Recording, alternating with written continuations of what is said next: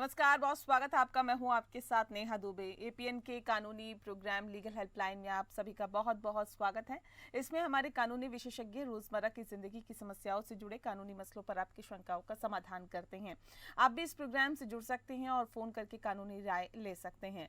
आज हम आपको बताएंगे मानहानि से जुड़ी हुई कानूनी जानकारी आपको देंगे और आपको तफसील से इस बारे में बताएंगे कि आप किस स्थिति में मानहानि का केस दर्ज कर सकते हैं। इस विषय पर तफसील से चर्चा करने के लिए हमारे साथ मौजूद है राजीव समयार जी। बहुत स्वागत है राजीव जी आपका। राजीव जी आपको विस्तार से जानकारी देंगे, लेकिन उससे पहले आपको बता दें कि अगर आप भी चाहते हैं इस खास कार्यक्रम के माध्यम से जुड़ना तो आप हमें कॉल कर सकते हैं। आपकी स्क्रीन पर नंबर फ्लैश हो रहा है 0120612793 पर कॉल करिए या फिर 0120612793 पर भी आप हमें कॉल कर सकते हैं। इस विषय पर तफसील से जानकारी ले सकते हैं। राजीव जी हमारे साथ जुड़े हुए हैं। राजीव जी, इस खास कार्यक्रम की हम शुरुआत करते हैं। सबसे पहला और महत्वपूर्ण सवाल सर कि मानहानि का केस कब किया जाता है सर, और मानहानि क्या होती है, सबसे पहले हमारे दर्शकों को बताएं। मानहानि जो है, ये मान और हानि दो वर्ड से हुई है। हानि, अगर किसी के मान, किसी की प्रतिष्ठा की हानि जो होती है वो मानहानि होती है। अब कानूनी तौर पे इसकी परिभाषा जो है वो है कि कोई भी व्यक्ति या कोई भी संगठन किसी अन्य व्यक्ति या किसी अन्य संगठन के प्रतिष्ठा को नुकसान पहुंचाता है, और नुकसान पहुंचाने का रीजन जो है वो सच्चाई से परे होते हैं। उन्हें झूठी बातें करके या झूठी कोई प्रकाशन करके किसी व्यक्ति या किसी संगठन में किसी व्यक्ति और किसी संगठन के प्रतिष्ठा का नुकसान करता हो तो इसको मानहानि कहते हैं। तो मानहानि जो बेसिकली है वो जो चीज है उसकी इंग्रेडिएंट जो है वो झूठा प्रकाशन या झूठी वक्तव्य हो। पहली बात है वो झूठा प्रकाशन और झूठी वक्तव्य से जो है किसी व्यक्ति की सम्मान या प्रतिष्ठा पे हानि पहुंचती हो, तो इस चीज को कानूनी तौर पे इसको मानहानि की ऑफेंस की कमीशन की जाती है कि व्यक्ति ने मानहानि कमिट किया। लेकिन यहाँ मानहानि जो ऑफेंस है उसके कमीशन के कुछ एक्सेप्शंस भी हैं। अगर हमने किसी बात की, अगर किसी की सच्चाई के बारे में कुछ बोल दिया तो वहां पे उस व्यक्ति की अगर वो गलत है या जो भी चीज है, लेकिन अगर उसकी सच्चाई हमने एक्सप्लेन कर दी तो वो मानहानि के फ्रेम आउट में नहीं आएगी। अगर किसी चीज का अगर कोई इसकी कोर्ट की कोई जो है वर्डिक्ट है, जो कोर्ट की वर्डिक्ट आई है, हम उसको अगर एक्सप्लेन कर दिए जिससे कि उसकी हानि हुई तो वो मानहानि के ब्रैकेट में नहीं आएगी। अगर कोई हम निजी टॉक कर रहे हैं किसी व्यक्ति से या मैं अपने परिवार से या कोई बात करो किसी के बारे में कह रहे हो, उस बात से किसी की जो है सो मानहानि नहीं हो सकती। अगर हमने किसी ने कोई पब्लिकेशन कराई है, चाहे बुक्स की पब्लिकेशन हो, कॉलम की पब्लिकेशन हो, किसी बारे में वो पब्लिकेशन का हम रेशनल क्रिटिसिज्म करते हैं और वो रेशनल क्रिटिसिज्म जो है वो मानहानि के ब्रैकेट में नहीं आएगी। तो मानहानि जो ओवरऑल जो है तो किसी के झूठे बयान को, किस झूठा बयान को अगर हम प्रकाशित करते हैं या झूठा बयान को हम अगर पब्लिकली करते हैं और तो व्यक्ति की जो अपमान, प्रतिष्ठा की हानि होती है, उसके सम्मान की जो क्षति होती है वो मानहानि के फ्रेमवर्क में अंदर आती है। ठीक है सर, ये बताइए कि मानहानि दोष में साबित होने पर, जैसे मानहानि का मामला अगर साबित हो जाता है तो क्या सांसद विधायक तक की जो सदस्यता है वो भी चली जाती है? अगर हाँ तो इसकी क्या प्रक्रिया रहती है सर? मतलब स्पीकर का भी क्या रोल रहता है, ये भी बताइएगा। हाँ, मानहानि की जो कोई भी कंप्लेंट केस होती है, मानहानि दो तरह की होती है। एक मानहानि पे आप दो तरह के दावा डाल सकते हैं। एक दावा जो होती है वो सिविल नेचर की होती है जहाँ पर कि आप डैमेज क्लेम करते हैं। एक दावा जो होती है वो क्रिमिनल नेचर की होती है जहाँ पर कि आप उसको पनिश कर सकते हैं।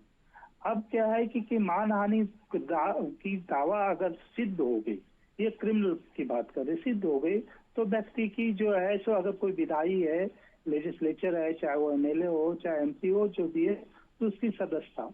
अब पीपुल्स ऑफ रिप्रेजेंटेटिव एक्ट के अंदर क्या है कि अगर कोई कन्विक्शन होती है, वो conviction is more up to 2 years and more than 2 years होती है, तब उसकी सदस्यता पे जो बात आती है। तो मानहानि की केस हो या अदरवाइज की भी कोई केस हो, अगर संसद के सदस्य की और विधायक की सदस्य की सदस्यता जाने की बात होती है, तो वहां पे क्या है कि उसकी कन्विक्शन जो आती है वो 2 साल और 2 साल से एबव होनी चाहिए, पहली बात है, तभी उसकी सदस्य है। अब बात ये आती है कि उसकी सदस्यता कैसे जा सकती है। सदस्यता जाने के लिए अगर हम कोई भी व्यक्ति जो जिस संसद का मेंबर हो, चाहे वो लोकसभा का हो चाहे विधानसभा का मेंबर हो, तो अगर वो कन्विक्शन हो जाती है किसी चीज की, जो मानहानि के केस की कन्विक्शन हो जाती है, ये कन्विक्शन अप टू 2 इयर्स हो जाती है, तो ये कन्विक्शंस की कॉपी सेक्रेटेरिएट ऑफ द विधानसभा या सेक्रेटेरिएट ऑफ द लोकसभा जाती है। लोकसभा के सेक्रेटेरिएट में जब ये जाती है ये कन्विक्शंस की कॉपी कि आपके मेंबर को ये कन्विक्शन हुई है, ये 2 साल से जा, तो क्या कहते हैं लोकसभा की सेक्रेटेरिएट जो उसको सो देखती है, उसकी जो इसकी सत्यता को परखती है कि ये जो है सो ओरिजिनल है, सही है, नहीं है। उसके बाद इस चीज को देखने के बाद उसको स्पीकर के पास भेजा जाता है, चाहे वो विधानसभा का हो चाहे लोकसभा का हो।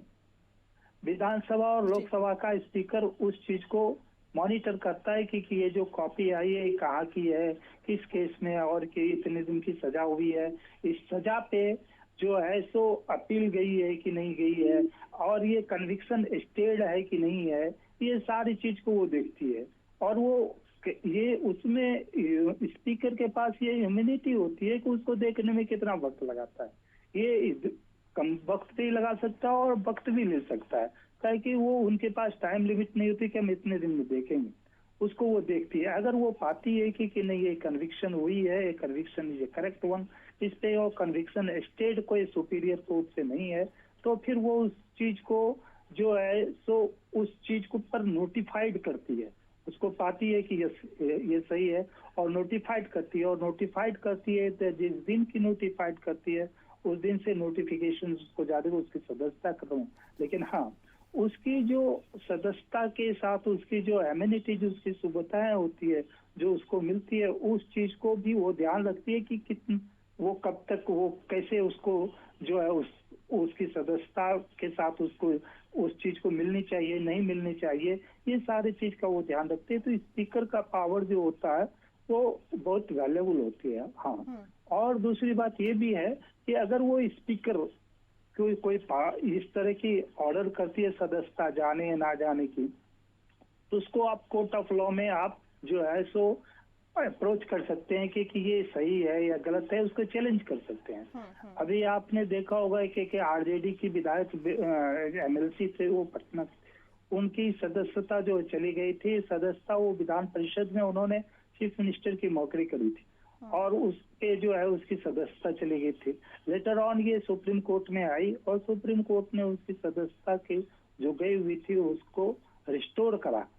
तो ये कोर्ट उसमें इंटरवीन भी करती है और स्पीकर की जो है उसमें जो रोल होता है वो बड़ा महत्वपूर्ण होता है। ठीक है सर, ये बताइए कि मानहानि की जो केस में कोई थर्ड पार्टी भी केस दायर कर सकती है, जैसे कि हमने देखा था कि राहुल गांधी वाले केस में मोदी ने नहीं बल्कि किसी और ने केस दायर कर दिया था, तो ऐसा भी किया जा सकता है, थर्ड पार्टी इसमें केस दायर कर सकती है?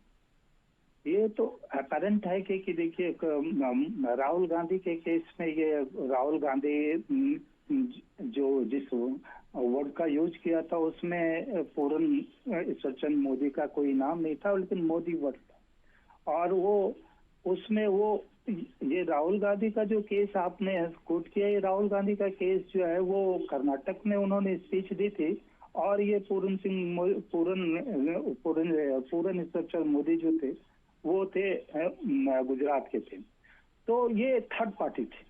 लेकिन हाँ, थर्ड पार्टी अगर कोई केस करता हो किस कंसर्न में तो उसकी कुछ शर्त है, court has to look into this things को, उसको ये देखना होता है कि थर्ड पार्टी जो है वो कैसे अफेक्टेड हुई, थर्ड पार्टी इस स्टेटमेंट में कैसे होते हैं और उसकी क्या लोकस है, उसकी लोकस को देखना बहुत जरूरी है।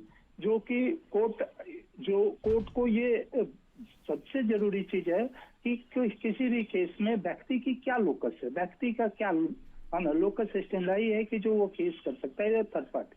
लेकिन यहाँ third party has filed this case और वो कन्विक्शन भी हुई लेटर ऑन सुप्रीम कोर्ट से स्टे हुई, तो थर्ड पार्टी कर सकती है इसमें। लेकिन थर्ड पार्टी को सुनने के लिए कोर्ट को ये देखना होता है कि थर्ड पार्टी अफेक्टेड है। Content of the defamatory word जो होता है, जो किसी ने जो वो कह रहे हैं कि हम भी डिफेम हो गए, वो कंटेंट ऑफ डिफेमेटरी वर्ड जो है उससे वो थर्ड पार्टी कैसे डायरेक्टली अफेक्टेड हुई, इस बात को कोर्ट को देखना होता है।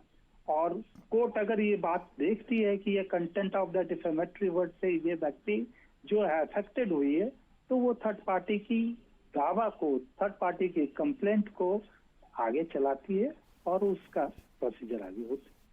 जी ठीक है, राजीव जी आप बने रहिए हमारे साथ, इस विषय पे आगे भी आपसे जानकारी हम लेते रहेंगे क्योंकि बहुत ही महत्वपूर्ण टॉपिक है, ये विषय है। एक छोटा सा ब्रेक यहाँ पे हमें लेना पड़ रहा है, बहुत ही छोटे ब्रेक के लिए रुक रहे हैं, चल लौटते हैं।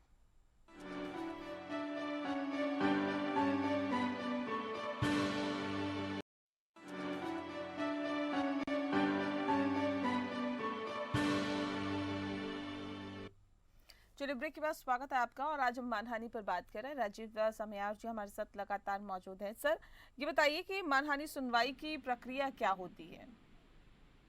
मानहानि सुनवाई की प्रक्रिया क्या है, क्योंकि अब किसी भी व्यक्ति या किसी संगठन ने ये क्लेम किया कि मेरा मानहानि हुआ है, तो वो किसी व्यक्ति या किसी संगठन से क्लेम किया हुआ कि आपने मेरा मानहानि कर दिया गया। तो इसके लिए सबसे प्राइमरी चीज है कि जो है आप उसको एक नोटिस दीजिए। नोटिस में कंटेंट ऑफ द मानहानि को लिखिए कि आपके इस वक्तव्य से जो है तो मेरी मानहानि हुई और हम इससे लॉस में आए।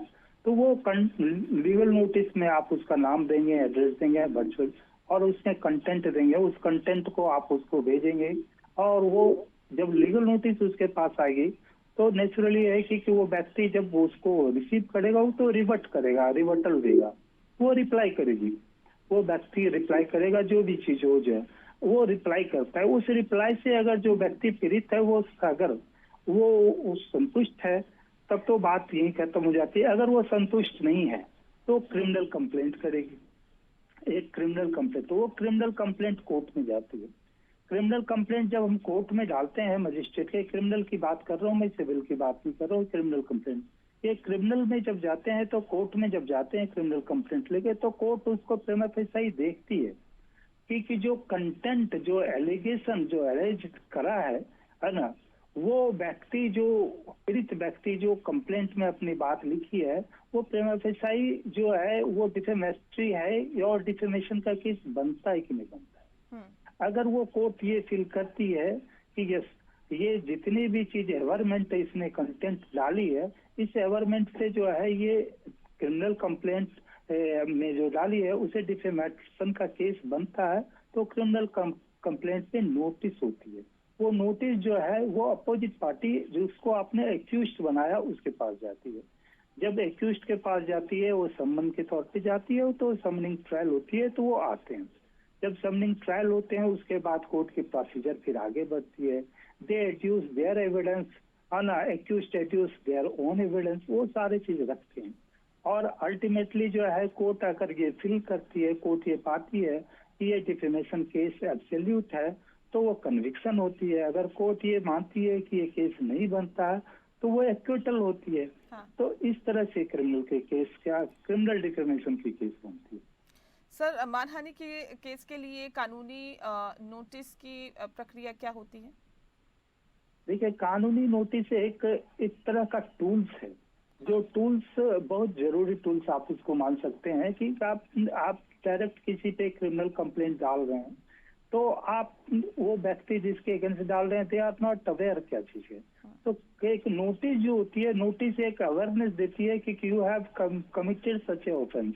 आपकी ये वक्तव्य या आपने जो पब्लिश किया ये जो मेरे अगेंस्ट, वो जो है सो गलत है, वो सही नहीं है, झूठा पब्लिश किया, या आपने कोई कंटेंट जो है तो सोशल मीडिया पे जा रहा है वो झूठा है।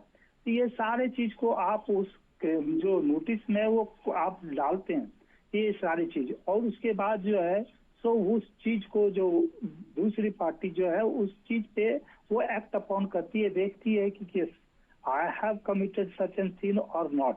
अगर उसको लगता है कि भाई ये गलत चीज है, इन्होंने क्रिमिनल कंप्लेंट पे जो एलिगेशन लिखा वो मेरा रेशनल कमेंट्स था, वो मेरा इनके लिए कोई जो वक्तव्य नहीं था, या मेरी जो क्रिटिसिज्म थी वो रेशनल क्रिटिसिज्म से मैंने कोई झूठ बयानबाजी नहीं करी है, तो उसका वो जवाब देता है।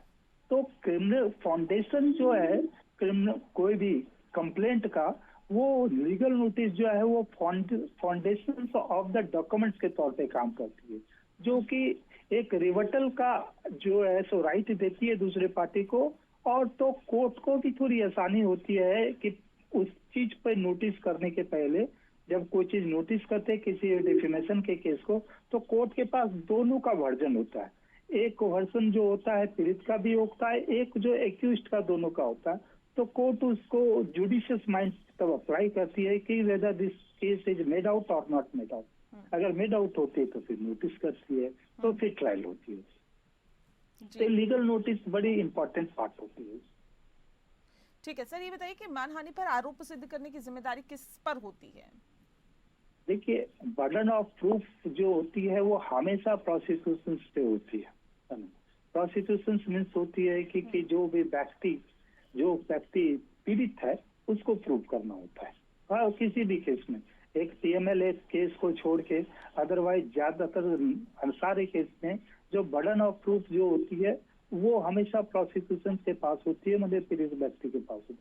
तो पीड़ित व्यक्ति को ये प्रूफ करना होता है कोर्ट में, और ये बड़ा डिफिकल्ट होता है। काहे कि जब कोई स्टेटमेंट से अगर कोई किसी की डिफेमेटरी आती है, वो स्टेटमेंट को प्रिजर्व करना, वो स्टेटमेंट को लाना, वो बड़ी डिफिकल्ट होती है। ये स्टेटमेंट क्या होता है, वाइडर स्कोप होती है, वो कहीं से कहीं चली जाती है कहीं, तो वो स्टेटमेंट किसने दिया, ओरिजिनेट कहाँ किया, तो ये सारी डिफिकल्टीज होती है उसको।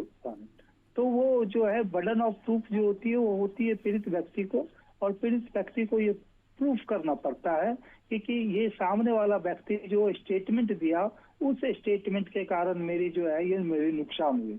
तो ये बर्डन ऑफ प्रूफ हमेशा पीड़ित व्यक्ति पे। एक केस मुझे याद है जो कि ओवरसीज की एक एक्ट्रेस थी, जिस एक्ट्रेस पे ये एलिगेशन लगाया कि वो ड्रग एडिक्ट है, उसके कारण उसको उस एक्ट्रेस को काम मिलना कम हो गया।